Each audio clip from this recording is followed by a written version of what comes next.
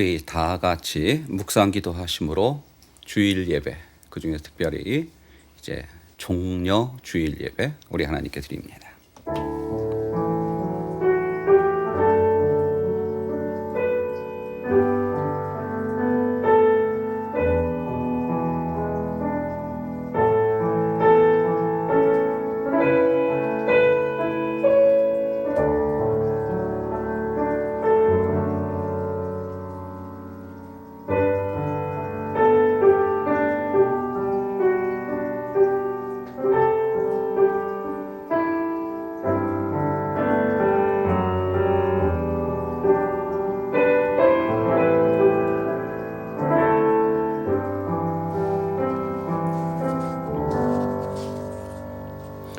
여호와께서 모세에게 말씀하여 이르시되 아론과 그의 아들들에게 말하여 이르기를 너희는 이스라엘 자손을 위하여 이렇게 축복하여 이르되 여호와는 내게 복을 주시고 너를 지키시기를 원하며 여호와는 그의 얼굴을 내게 비추사 은혜 베푸시기를 원하며 여호와는 그 얼굴을 내게로 향하여 드사 평강 주시기를 원하노라 할지니라 하라.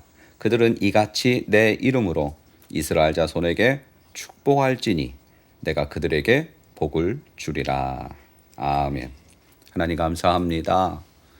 복된 날 좋은 날 우리에게 값없이 주셨고 오늘 하나님을 향하여 이토록 머리 숙여 예배하게 하시니 참으로 감사합니다. 종려나무를 가지를 흔들며 호산나를 외쳤던 오늘 그 주님의 왕 되심을, 왕으로 입성하심을 오늘 기억하며 또한 주님의 고난을 기억하며 오늘 하나님 앞에 머리 숙여 예배하오니 우리 예배를 흠양하시고 기뻐 열납하여 주옵소서. 시종을 주께 의탁하오며 예수님의 이름으로 감사하며 기도드렸사옵나이다. 아멘. 우리 찬송가 10장 하나님께 찬송합니다. 찬송가 10장.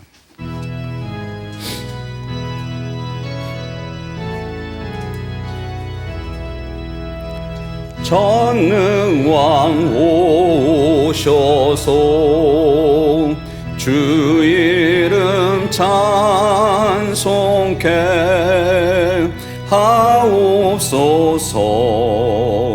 영광과 오셔서 우리를 다스려 주옵소서. 강생한 성자여 오셔서 기도를 들으소서. 택하신 백성들 복 내려 주시고 거룩한 마음을 주옵소서. 위로의 주 성령 오셔서 큰 증거 주옵소서. 전능한 주시여 각 사람 마음에서 떠나지 마시고 계십소서. 성삼위일체께 한없는 찬송을 드립니다. 존귀한 주님을 영광 중 배웠고 영원히 모시게 하옵소서. 아멘. 우리 교동문 129번 종려주의를 함께 교독합니다. 교동문 129번 종려주의.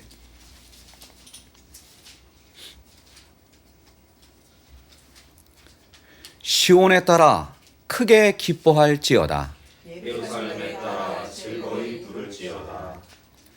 보라, 네 왕이 내게 임하시나니 그는 공의로우시며 구원을 베푸시며 겸손하여서 나귀를 타시나니 나귀의 작은 것 곧 나귀 새끼니라.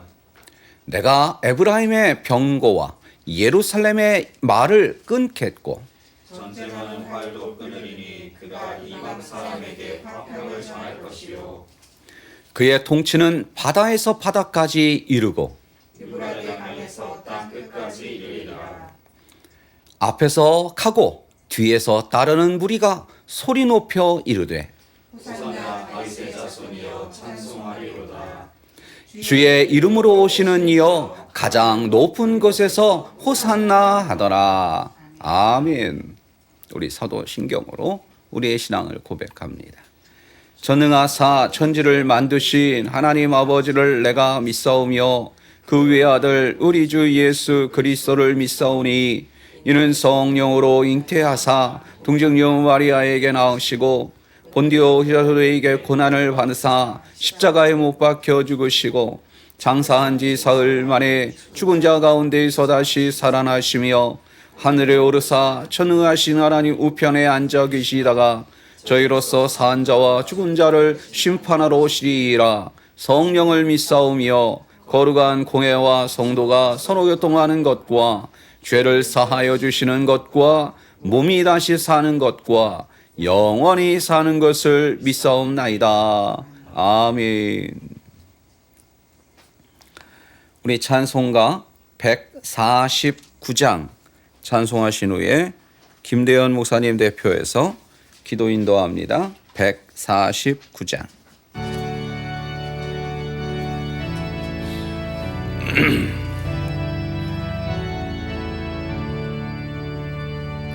주 달려 죽은 십자가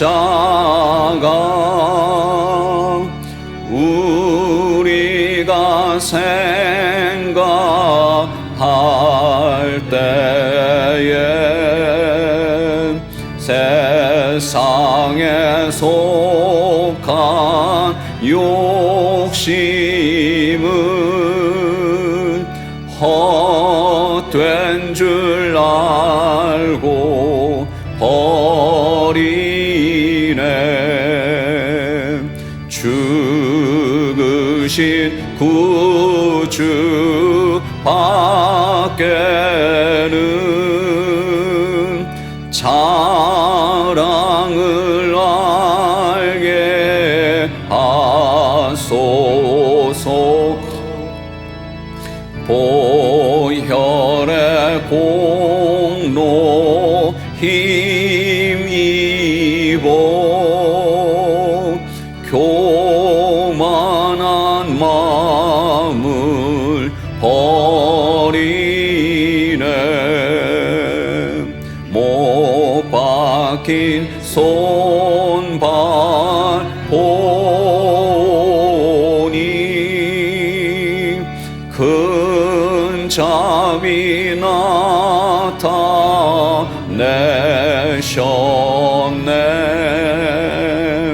가시로 만든 면류관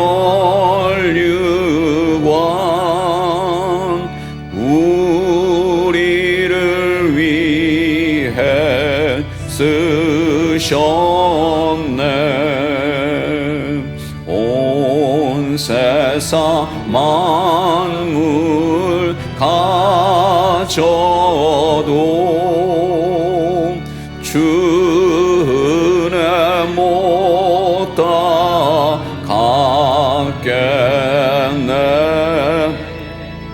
놀라운 사랑 받은 나 몸으로 재물 삼겠네.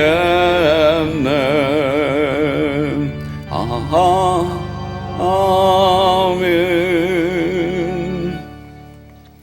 이 시간 기도할 때 김대현 목사님 대표해서 기도 인도합니다.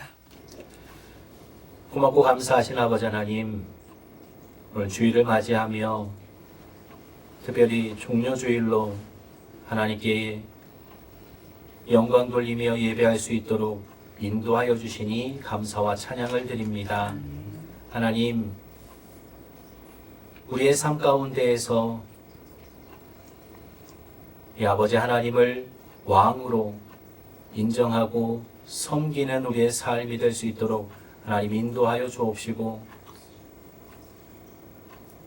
이스라엘 백성들이 사사시대에 왕이 없으므로 라고 했던 그 말씀들 속에 늘 죄지으며 하나님과 멀어졌던 그 삶이 우리의 삶 가운데서는 없게 하여 주시고, 늘 하나님 바라보고 늘 하나님 의지하며 그 안에서 기쁨과 소망을 찾는 저희들의 삶이 될 수 있도록 하나님 오늘도 인도하여 주시니 감사합니다.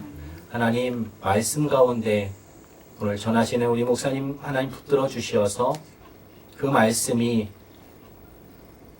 우레와 같은 말씀으로 또 세미한 말씀으로 우리에게 들려지는 시간이 되게 하여 주시사 그 말씀 받아 오늘도 힘내며 또 위로받으며 하나님이 영광 돌리는 삶으로 이어져 갈 수 있도록 주여 이끌어 주실 줄 믿사옵고 감사하며 예수님 이름으로 기도합니다. 아멘.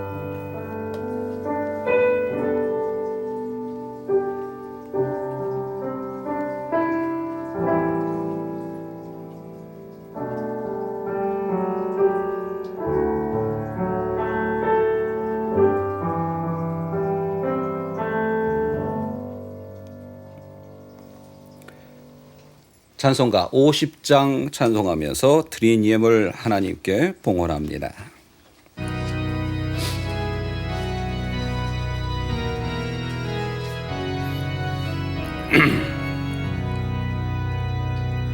내게 있는 모든 것을 아낌없이 드리네. 사랑하고 의지하며 주만 따라 살리라. 주께 드리네. 주께 드리네. 사랑하는 구주 앞에 모두 드리네. 내게 있는 모든 것을 겸손하게 드리네. 세상 욕심 멀리하니 나를 받아 주소서. 주께 드리네. 주께 드리네. 사랑하는 구주 앞에 모두 드리네. 내게 있는 모든 것을 주를 위해 드리네. 주의 성령 충만하게 내게 내려 주소서. 주께 드리네. 주께 드리네. 사랑하는 구주 앞에 모두 드리네. 아멘. 하나님 감사합니다. 주께 드릴 수 있음이 은혜고 드리고자 마음 먹음이 축복일진데, 또한 내 것이라 하지 아니하는 그 은혜도 주시니 감사합니다. 드려지는 이 예물 기뻐 받아 주옵시고, 저들이 가는 곳마다, 저들이 행하는 곳마다, 저들이 발로 밟고 서 있는 곳마다, 저들이 희망하고 바라보는 그곳마다 하나님의 은혜와 축복과 기적과 이적이 일어나게 하셔서 내가 잘 먹고 잘 사는 것이 아니라 하나님의 영광이 온전히 저 세상 가운데에 드러나게 하여 주옵소서. 예물이 쓰는 곳마다 하나님의 영광 드러날 것을 믿사옵고 예수님의 이름으로 감사하며 축복하며 기도드렸사옵나이다. 아멘. 은혜 받을 하나님의 말씀 시편 119편입니다. 시편 119편 65절부터 72절까지.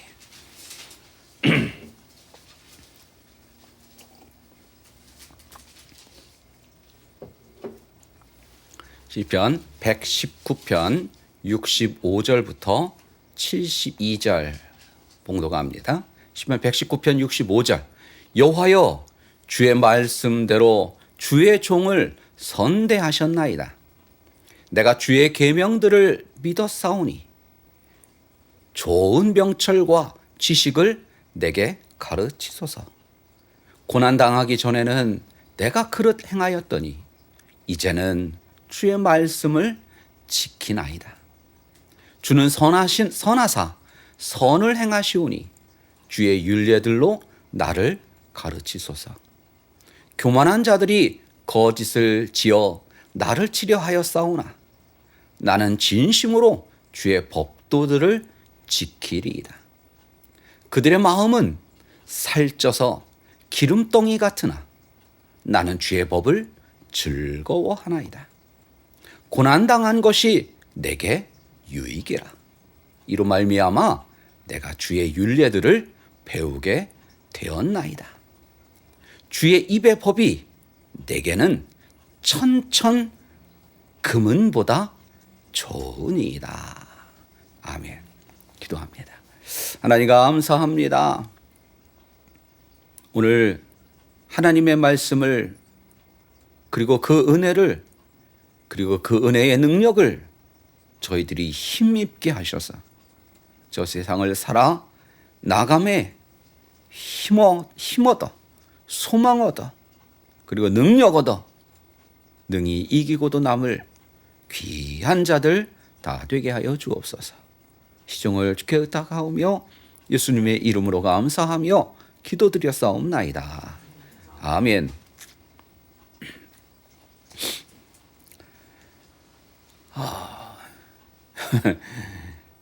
이렇게 많이 예배드리긴 또 여기 와서는 또 처음이네.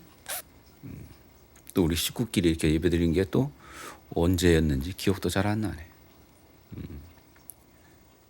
우리는 또 유튜브 하는 거 처음 봤지. 응? 다 이렇게 해. 텔레비에 그 유튜브에 보는 그 1인 유튜버들 다 이렇게 해. 안 보여서 그렇지. 여기만 이렇게 여기만 보여서 그렇지. 자, 오늘은 종려주일입니다. 종려주일. 종려 나무 가지를 흔들었다 해서 종려주일입니다. 영어로도 같아요. 종려나무가 영어로 팜입니다. 팜류. 그래서 아마 그게 나는 그게 어떻게 같은가 싶은데 하여튼 그거래요. 그래서 영어로는 오늘 종려주일을 팜 선데이라고 부른답니다. 다음 주는 이제 정확히 말하면 오늘은 종려주일, 그리고 이번 한 주간은 고난주간, 그리고 다음 주일은 대망의 부활주일이 되겠습니다. 부활주일을 꼽는 방법은 뭐 이건 자주자주 얘기를 해줘야 이 기억을 해요. 잊어버려요. 뭐 이걸 또 꼭 기억해야 되는 건 아니고 몰라도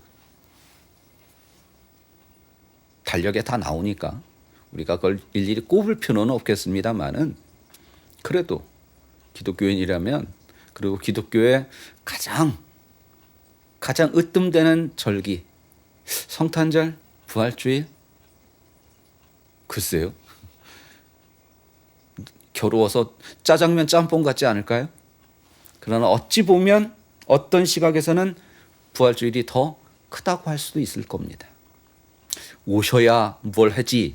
그렇게 따지면 또 성탄절인데 예, 오셨고 그리고 행하셨고 그 행함에 있어서 가장 그 으뜸되는 게 아마 부활주일이 저는 개인적으로는 성탄절보단 부활주일, 짜장면보단 짬뽕 예, 그건 뭐 개인적인 성향일 거고요.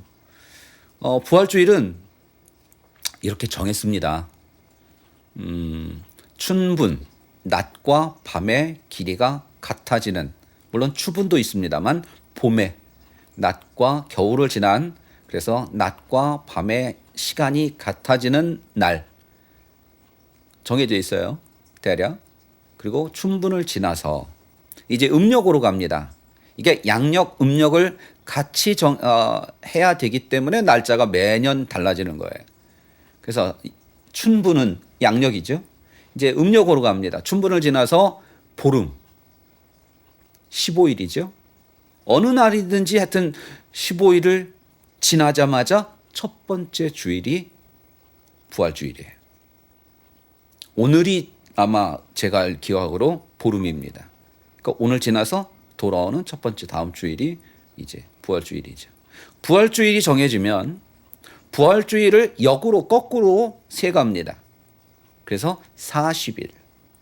단 주일은 뺍니다. 주일은 빼고 40일. 그날이 무조건 수요일이 시작하게 돼요. 이걸 우리는 사순절이라고 부릅니다. 그리고 사순절이 시작되는 그 수요일은 뭐 조금 부르는 이름이 몇 가지가 있는데 성회 수요일. 가톨릭도 이거 이름을 또 좀 요상하게 부르긴 하던데. 하여튼 성회 수요일. 사순절이죠. 그리고 그렇게 따지면 이제 사순절의 마지막 한 주간을 고난주간이라고 부릅니다. 우리는 흔히 사순절과 고난주간, 그리고 고난주간이 워낙 중요하기 때문에 고난주간의 포인트들 맞추다 보니 사순절이 조금 평가절하되는, 좀 사람들이 별로 신경 안 쓰는 그런 절기인데요. 저는 그렇게 표현하고 싶어요. 사순절의 맨 마지막 한 주간이 고난주간이다. 같은 말인데 조금 뉘앙스가 달라요. 사순절의 맨 마지막 주간이 고난주간이다. 그 얘기는 뭐예요? 고난주간과 사순절은 같다. 같은 의미다. 라고 하면 됩니다. 자, 오늘은 고난주간이 시작되는 부활주일 전주 종려주일입니다. 예수님께서 물론 예루살렘에 처음 오시는 건 아닙니다. 왜냐하면 유대인들은 남자는 무조건 예루살렘에 와야 되는 때가 있습니다. 그 율법에 정해져 있어요. 그러나 단 가난하고 뭐 이런 사람들은 이게 지금같이 서울 한번 갔다 오는 거 아니에요. 근데 지금이야 서울 한번 갔다 오는 게 그리 큰 일은 아닙니다만, 근데 생각해 봐요. 제주도나 부산이나 이런 데서, 전라도 저 남쪽 해남 뭐 이런 데서 서울 갔다 오는 것도 쉽지 않은데 당시를 생각을 해 보십시오. 뭐 교통이 발달해 있었던 것도 아니고 무조건 걸어야 돼요. 한 일주일 걸린답니다. 왜냐? 낮에는 못 걷거든요. 더워서. 주로 선선한 때를 해서 걸어야 되기 때문에 약 일주일 걸린답니다. 먼 데 사람들은. 그럼 오는데 일주일, 가는데 일주일. 그리고 머무는 거 뭐 며칠. 허이고. 가난한 사람들에겐 이게 쉽지 않아요. 더군다나 그냥 빈손으로 갑니까? 절기 재물들을 가지고 가야죠. 그러니까 가난한 사람들에겐 쉽지 않습니다. 그래서 예외 조항이 있어요. 하나님도 그렇게 그냥 피도 눈물도 없는 무조건 와 이런 건 아니에요. 그러나 어쨌건 남자 성인이라면 무조건 예루살렘 그 절기 때 가야 됩니다. 예수님의 공생애가 3년이라고 우리가 알고 있죠. 왜 3년이냐? 따져본 건 아니에요. 연도가 나와 있지 않아요. 근데 왜 3년이냐? 예수님의 행적을 추적을 해보니까 예루살렘에 오셨던 횟수를 역으로 계산해 보면 약 3년이다. 그래서 3년이에요. 그러니까 뭐 예수님의 복음서 아무리 봐도요. 자, 다음 해에 뭐 2년이 지났고 3년 차에 이런 말 없어요. 예수님의 공생애의 기간을 추정해 볼 수 있는 어떠한 근거가 될 만한 구절이 없어요. 다만 예루살렘에 오셨던 횟수랑 그다음에 이제 다니신 그 지역을 이렇게 역추적해 보면 약 3년 정도이겠다 해서 예수님의 공생애가 3년이라고 그렇게 추정을 해는 겁니다. 어쨌건 오늘 예수님이 예루살렘에 오시는 겁니다.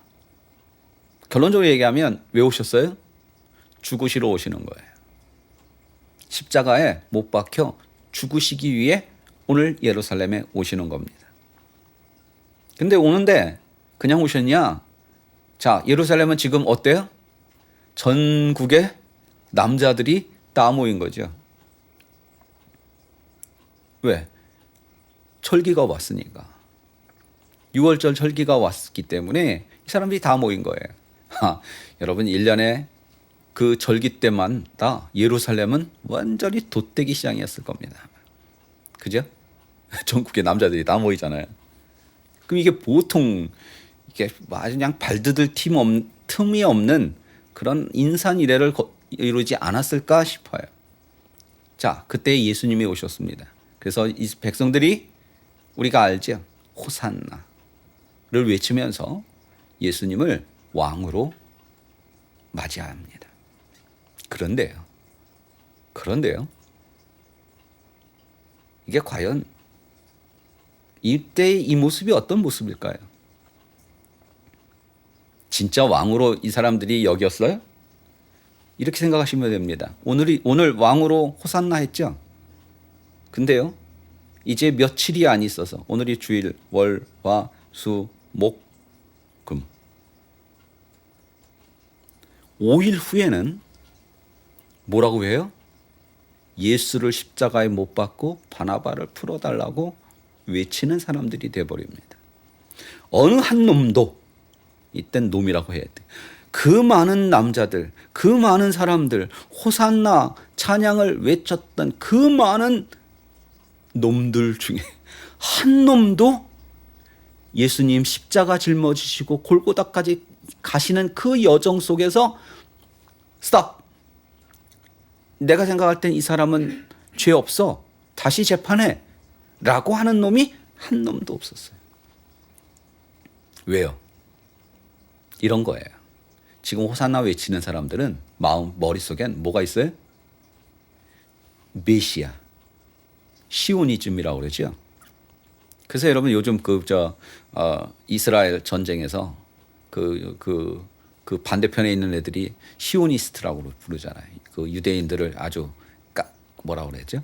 좀 깎아내리는 의미에서 시오니스트들이라고 부르죠. 시오니즘. 뭐예요? 시온주의죠. 우리말로 하면. 시온은 예루살렘의 뒷산이에요. 나도 가본 적은 없는데 그렇대요. 예루살렘 자체가 이렇게 구릉, 좀 산지 위에 있는 도시랍니다. 그리고 거기에 맞아 있는 산의 이름이 시온산이래요. 그래서 우리가 시온산이라고 부르는 거예요. 예루살렘 뒷산이에요. 몰라, 뒷산인지 앞산인지 모르겠지만 하여튼 그건 무슨 의미냐? 메시아가 앞으로 오실 텐데 이들이 얼마나 외세의 침략을 얼마나 많이 당합니까? 정말 우리도 많이 당했다고 흔히 몇백 번 얘기합니다만 거기에 비하면 우리는 양반이에요. 이 예루살렘, 이 이스라엘 땅이 지금도 그렇습니다만, 그래서 지금도 전쟁이 끊임없습니다만, 완전히 그 놀이터야. 딱 강대국들의 가운데 딱 끼어 있어요. 바람 잘 날 없는 거예요. 우리도 워낙 그런 걸 많이 당했기 때문에 우리도 인사가 뭐예요? 밤새 안녕하셨습니까예요. 아침에 만나면. 근데 여러분, 유대인들은 뭐라고 불러요? 샬롬. 샬롬. 뭐예요? 너 밤새 평안했어. 왜? 하도 평안하지 않으니까. 인사가 평안했냐예요. 그렇게 외세의 침략을 수도 없이 당했기 때문에 이네들의 머릿속에 오매불망, 메시아가 오실 텐데 그 메시아가 오시면 이 예루살렘, 이 시온산에서 전 세계를 통일하고 군사적으로, 정치적으로, 경제적으로 완전 전 세계를 통일하고 왕으로, 전 세계의 왕으로. 그때만 되면 우리는 이젠 고생 끝, 행복 시작. 이 모든 고난 끝이라고 생각했던 거예요. 근데 그분이 왔다는 거예요. 그러니까 얘네들이 좋아가지고 외친 거야. 호산나, 호산나. 근데 월, 화, 수, 목요일 돼서 잡혔네? 잡혔대. 보니까 피투성이가 돼가지고 완전히 몰골이 죄송합니다. 몰골이 말이 아닌 거야. 하이, 저게 무슨 왕이야. 저게 무슨 왕이야. 저건 우리가 생각하는 왕이 아니거든.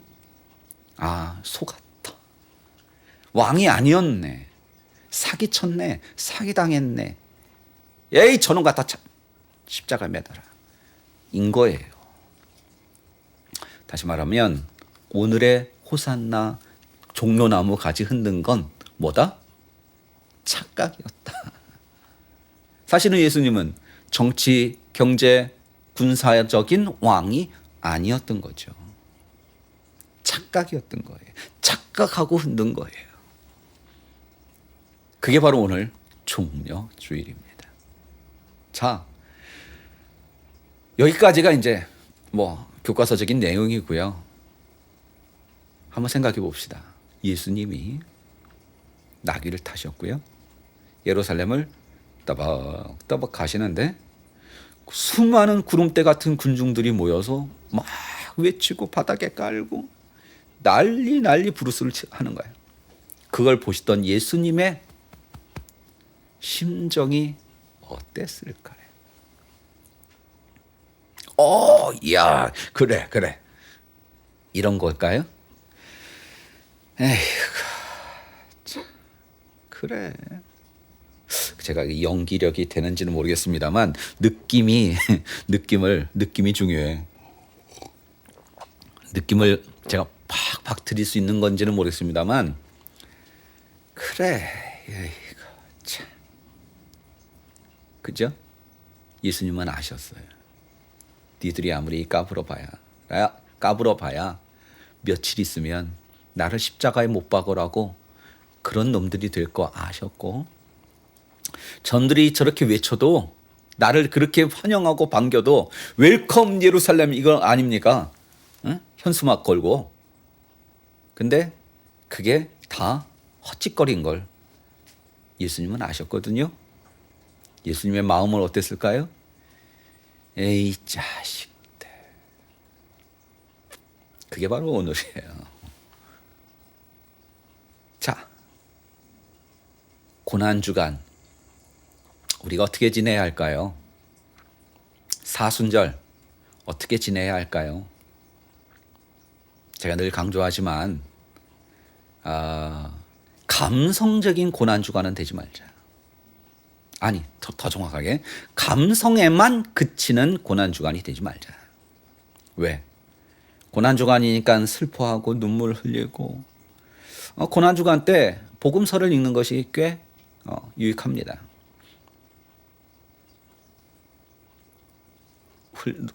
옛날 어른들은 고난주간 때 고기 안 먹고요. 오늘 우리 스테이크 먹을 건데 스테이크 재놨는데 고기 안 먹고요. 음주 가물을 음주가 아니구나 참. 이 가물을 하지 않고 또 옛날 전통적으로 이 사순절 때 금식을 많이 했습니다. 근데 이건까지만 아는 사람이 많아요. 금식하면 뭐가 남아요? 쌀이 남죠. 내가 먹을 쌀을 안 먹잖아. 그 쌀을 모아서 가난한 자들에게 구제하는 것까지가 옛날 전통이에요. 금식들 많이 하잖아요. 고난주간 사순절 때 금식만 하는 것만 이렇게 전해져 와가지고 아니에요. 금식하고 남은 쌀을 구제하는 일에 써요. 또 TV를 안 보고 음악을 안 듣고 이렇게 즐기는 걸 안 하고 다 좋습니다. 좋아요. 그게 나쁘다는 게 아니에요. 당연하죠. 아니 상가집 가가지고 찍고 까불고 할 수는 없는 거 아니에요. 마찬가지로 예수님 생각하면은 어찌 그죠?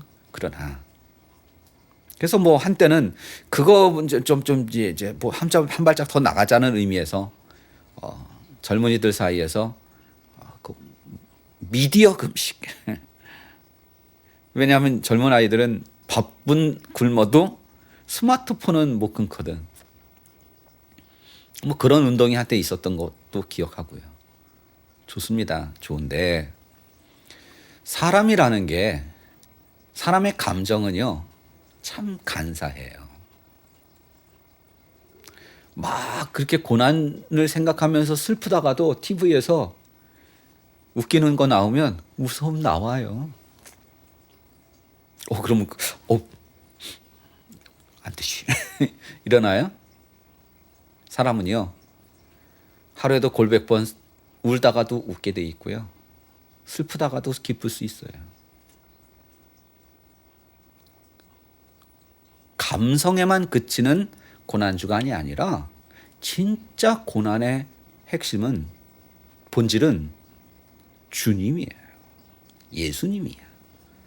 예수님이 없는 고난주간, 예수님이 없는 금식, 예수님이 없는 슬픔?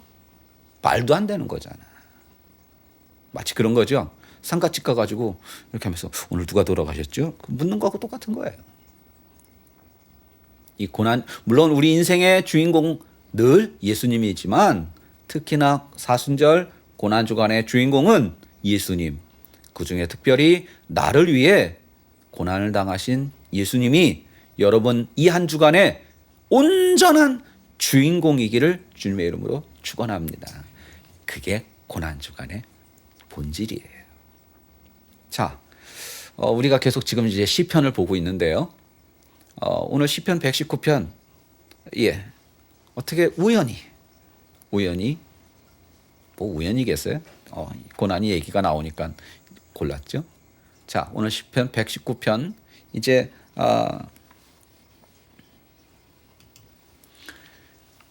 119편 65절부터 72절까지 오늘 본문인데요.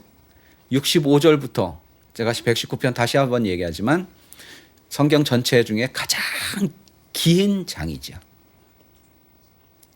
그리고 길지만 아주 명쾌해요. 주제는 딱 한 가지예요. 율법. 그 율법을 찬양하고 노래해요. 율법주의가 아니에요. 여러분 율법에 대해서 우리가 많이 오해합니다. 율법 그러면 왠지 조금 이렇게 등한시하게 되고 조금 약간 이렇게 그러고 싶어요. 아니에요. 너무너무 잘못된 거예요. 우리가 조심하고 우리가 반대하고 배격해야 될 건 율법주의예요. 바울이 그토록 목에 핏대를 세워가며 외친 건 율법주의를 욕하고 있는 거예요. 율법은 선한 거예요. 율법은 우리에게 유익한 거예요. 왜? 하나님의 말씀이잖아. 그래서 시편 119편의 주제는 율법이에요. 그래서 우리는 바꾸자고 그랬죠? 하나님의 말씀. 하나님의 말씀을 찬양하고 노래하고 있어요. 또 하나 특징은 119편은 기니까 토막 쳐져 있습니다. 딱 8절씩 토막 쳐 있어요. 1절부터 8절까지, 9절부터 8, 26, 16절까지, 17절부터 8, 26, 8, 3, 24절까지 무조건 8전씩 토막 쳐져 있어요. 그리고 재미있는 건 22토막이 져 있어요. 22토막. 그러면 총 몇 절이에요? 8 곱하기 22라면 8, 26, 8, 26, 176절. 시편 119면 그렇게 돼 있어요. 그리고 22이라는 숫자는 뭐냐? 히브리어의 유대인들의 알파벳, 히브리어의 알파벳 개수예요. 모음은 없습니다. 히브리어는 모음이 없어요. 원래는 없어요. 지금은 있어요. 후대에 근대에 와서 공부하고 그걸 가르치고 하려니까 모음이 없으니까 너무 힘드니까 모음을 붙였어요. 원래는 모음이 없어요. 자음밖에 없어요. 그 자음 개수가 몇 개다? 22개다. 이제 대충 감이 오시나요?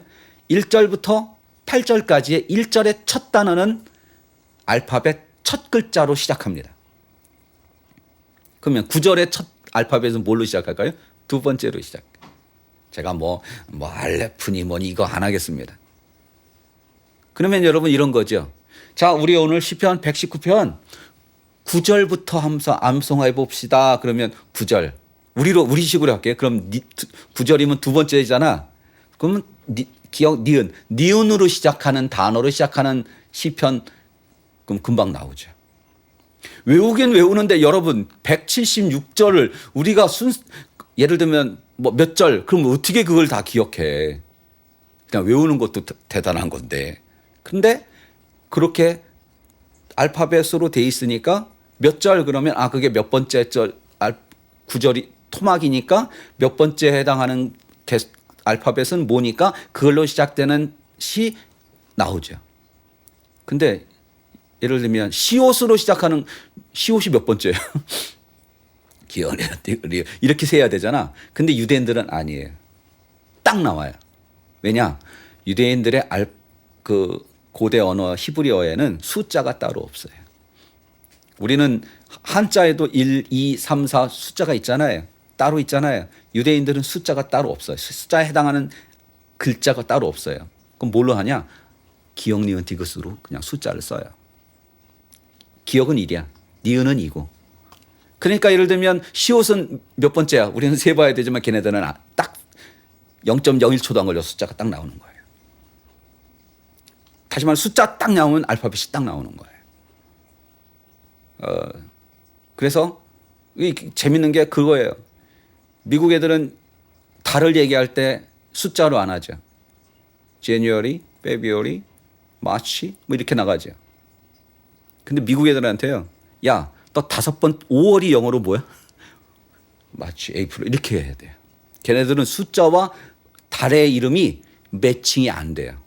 왜? 늘 그냥 에이프릴이라고 했지 에이프릴이 몇 번째 달인지는 몰라요. 우리는 몇 번째 달만 하지 에이프릴이라는 말을 안 쓰니까 에이프릴 그러면 제뉴얼리, 페브리, 마치, 에이프릴, 4월 이렇게 되는 거죠. 근데 한 1년 사니까 대충 이제 나오더라. 쓰니까. 마찬가지예요. 유대인들은 알파벳이 곧 숫자고 숫자가 곧 알파벳이기 때문에 금방 나와요. 자, 시편 119편은 이 정도로 하면 되고요. 오늘 65편이니까 몇 번째죠? 8일은 8, 8이신 8, 8, 5, 40, 86에 48, 87에 56, 88에 64, 89, 9번째네요. 그죠? 9번째면 우리는 기억해야지만 유대인들은 딱 나오죠. 9번째 알파벳이 뭔지. 그럼 그 알파벳으로 시작되는 우리는 이응으로 시작하지만 걔네들은 그걸로 시작하겠죠. 자, 시편 119편의 재미있는 뒷얘기였습니다. 지금까지. 자, 오늘 시편 119편은 뭐다? 율법에 관한 하나님의 말씀에 대한 이야기고요. 오늘 시편 119편 65절부터도 역시 말씀에 관한 얘기인데 그 말씀 중에 특별히 고난 중에 만난 하나님의 말씀을 노래하고 있습니다. 고난 중에 하나님의 말씀을 만났어요. 어떤 변화가 일어났을까요?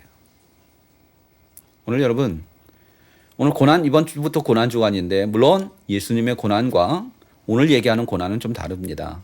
오늘 얘기하는 고난은 우리가 살면서 겪는 고난들이에요. 어려움들입니다. 살다 보면 어려운 일들이 많이 만나죠. 힘든 일도 많이 만납니다. 참 고통스러울 때도 있어요. 참 아플 때도 있어요. 너무 아파서 악소리도 못 낼 때도 있어요. 세상에 나 혼자밖에 없을 거라고 느낄 때가 있어요. 집에 식구들은 많은데 옆에 아내가 자고 있고 남편이 자고 있고 아이들이 있고 부모 형제가 있어도 참 고난의 끄트머리쯤에 있을 땐 나밖에 없다고 느껴져요. 여러분, 그건 내 주변에 물리적으로 사람이 많고 적고의 문제가 아니에요.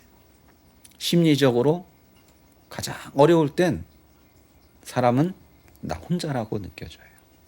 그래서 한강다리에 가면 그 무슨 대교인가 그 극단적인 선택을 가장 많이 하는 다리에 언제부턴가 그 난간에 쫙 뭐라고 써 있어요? 당신은 혼자가 아닙니다. 그는 위로의 문구들이 많이 써 있는데 효과가 있답니다. 그 통계가 있잖아요. 줄었대요.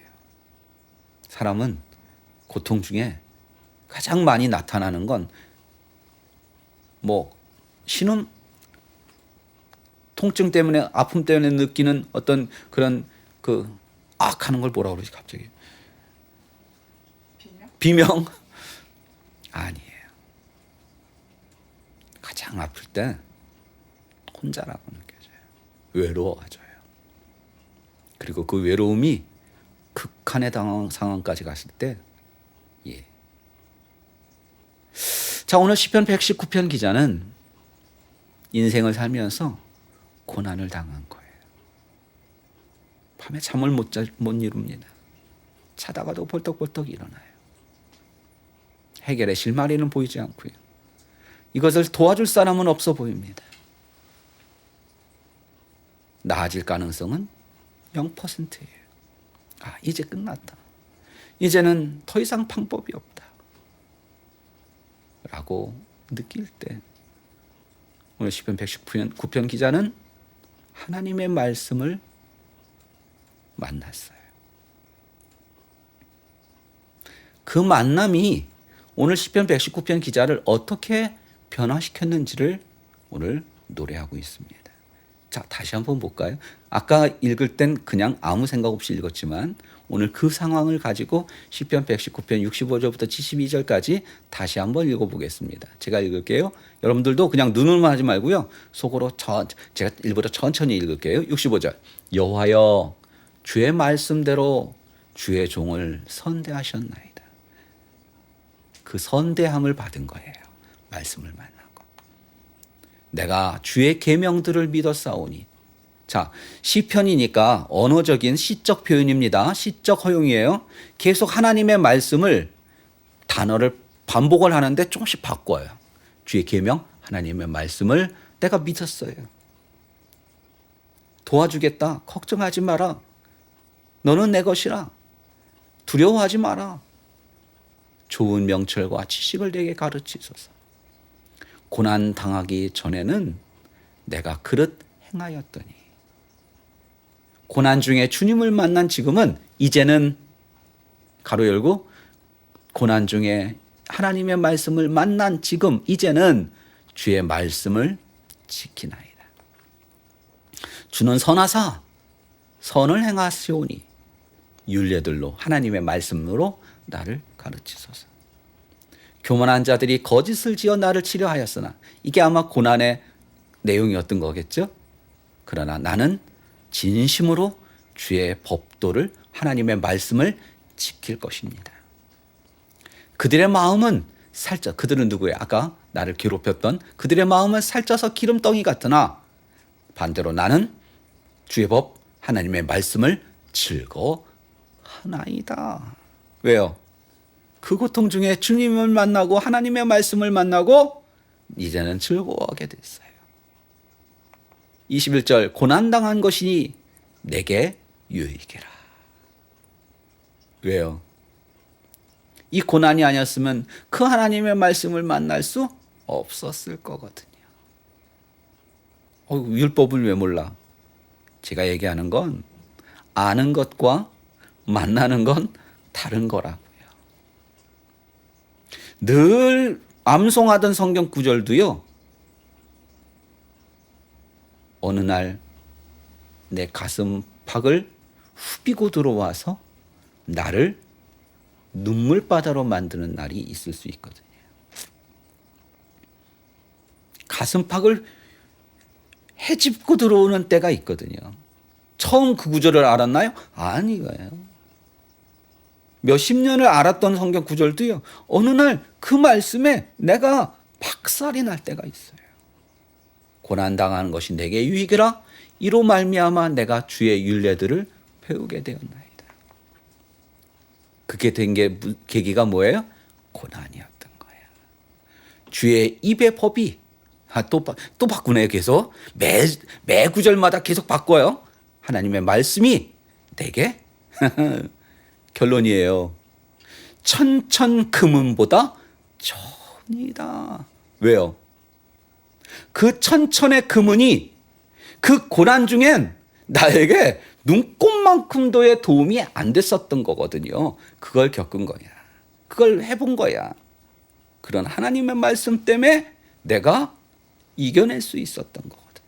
그래서 오늘 시편 119편 기자가 고난 중에 하나님의 말씀을 만나고 거기서 위로를 받고 힘을 얻고 소망을 볼 수 있었기에 그는 하나님의 법이, 하나님의 말씀이 내게는 천천 금은보다 좋으니다라고 결론을 맺고 있습니다. 사랑하는 성도 여러분, 고난 중에 사람은 방법을 찾게 될 수밖에 없어요. 이 어려움을, 이 고난을 어떻게든지 벗어나기 위해 발부둥칠 수밖에 없어요.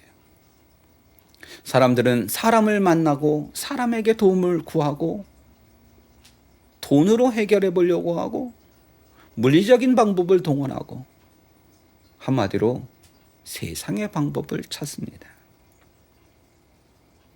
그런데 말입니다. 그 모든 것이 결국은 허사더라는 거죠.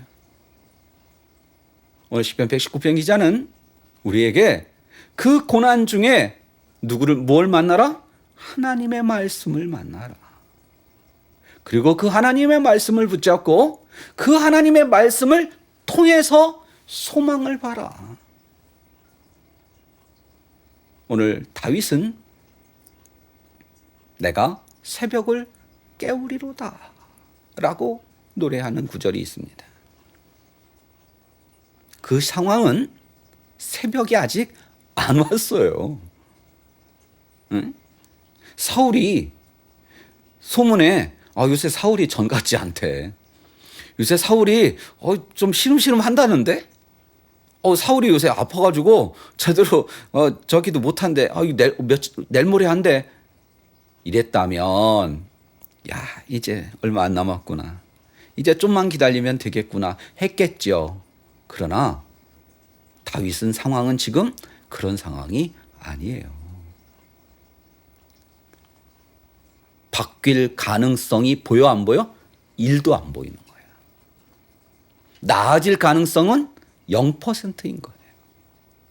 칠흑 같은 어두움이야. 새벽은커녕 눈곱만큼도의 희망의 빛이 보이지 않아요. 그럼에도 불구하고 다윗은 뭘 노래해요? 새벽을 노래하고 있어요. 왜요? 하나님 때문에. 그는 하나님 때문에 칠흑같이 어둠의 인생 상황에서도 소망을 볼 수 있었고 희망을 볼 수 있었고 시적으로 내가 새벽을 깨우겠다고 아직 안 일어났거든. 새벽이 아직 자고 있는 거예요. 새벽을 깨우리로다. 깨운다는 얘기는 지금 자고 있다, 일어났다? 자고 있다. 성도 여러분, 어렵고 힘들 때 왜 없겠습니까? 근데 나아질 가능성이 1도 없을 때 있습니다. 소망이 안 보일 때 있습니다. 가능성이 안 보일 때 있습니다. 정말 인생의 가장 벼랑 끝에서 가장 낮은 곳에서 우리 흔히 그런 상황을 막장이라고 그러죠. 막장이 뭐예요? 탄광의 그 깊은 곳을 막장이라고 그럽니다. 막장 드라마 많이 하잖아요. 막장 인생. 그게 그거예요. 탄광의 그 깊은 곳이에요.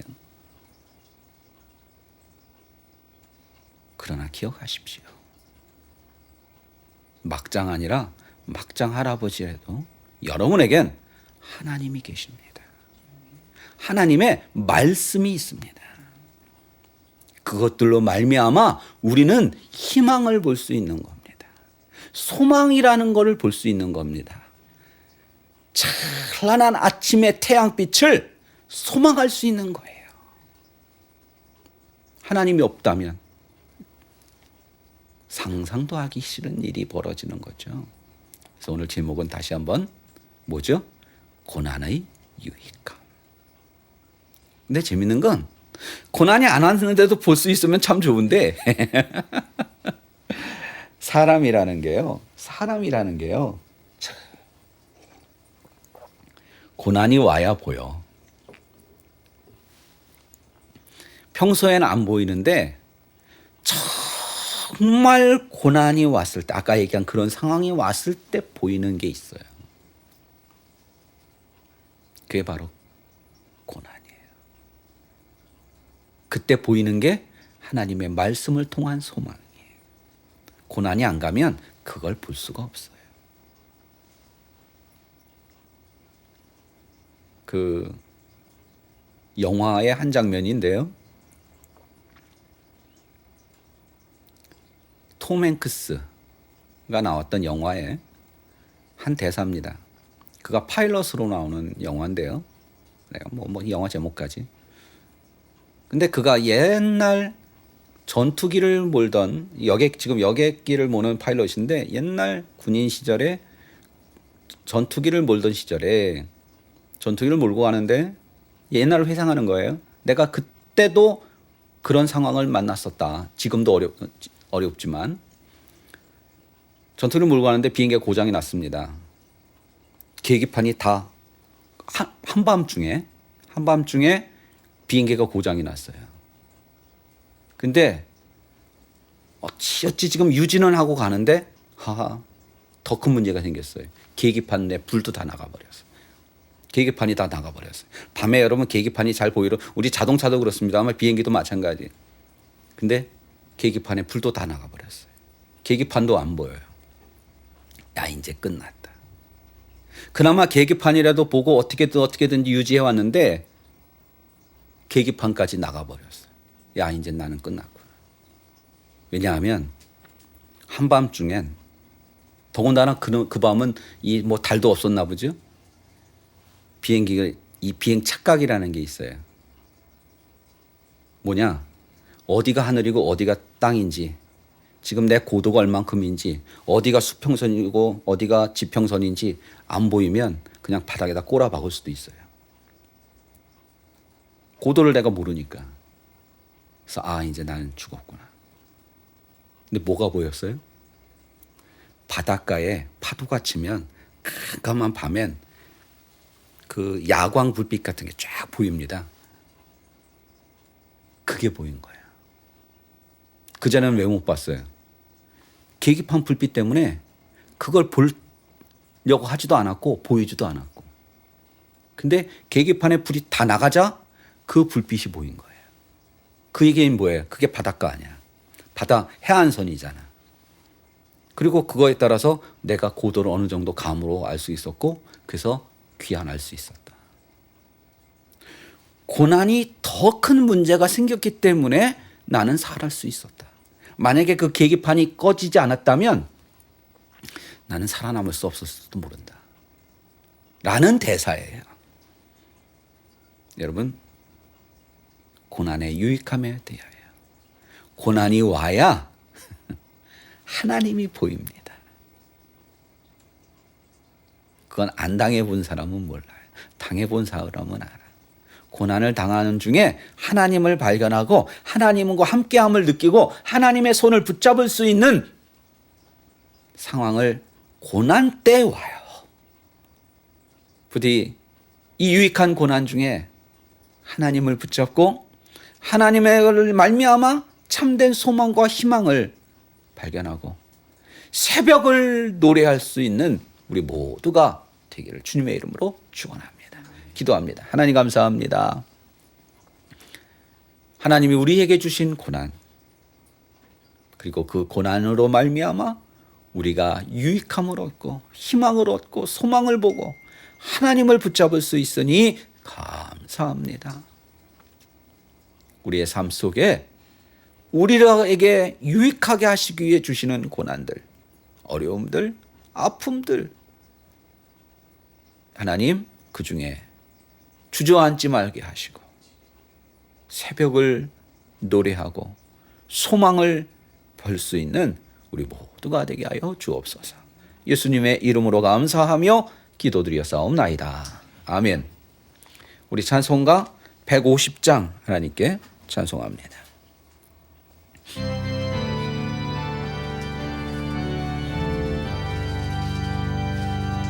갈보리 산 위에 십자가 섰으니 주가 고난을 당한 표라. 십자가를 내가 사랑함은 주가 보혈을 흘림이라.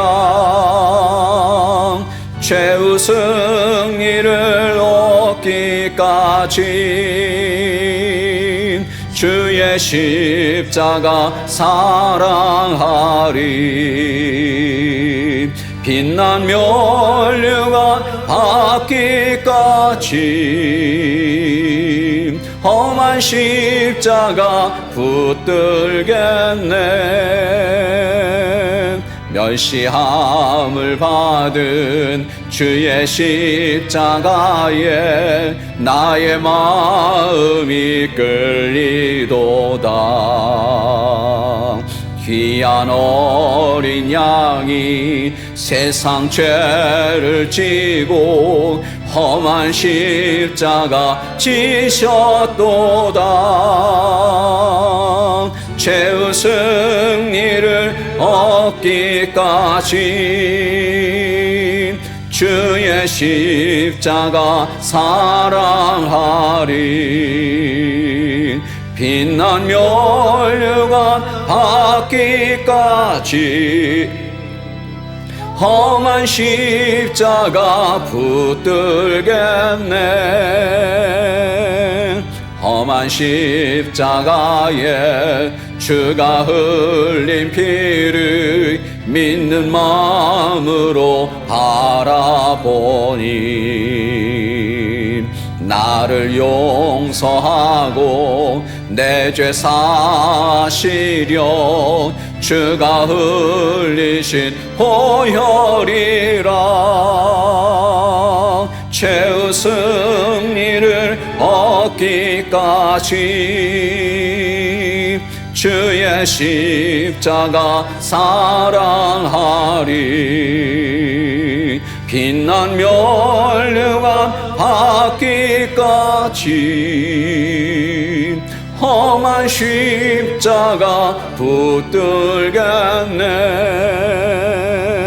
주가 예비하신 나의 본향집에 를 부르실 그날에는 영광 중에 계신 우리 주와 함께 내가 죽도록 충성하리. 최후 승리를 얻기까지 주의 십자가 사랑하리. 빛난 면류관 받기까지 험한 십자가 붙들겠네.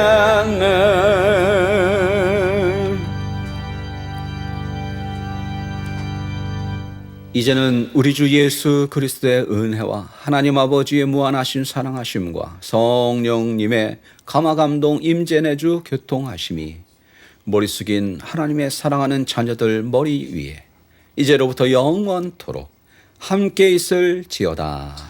아멘.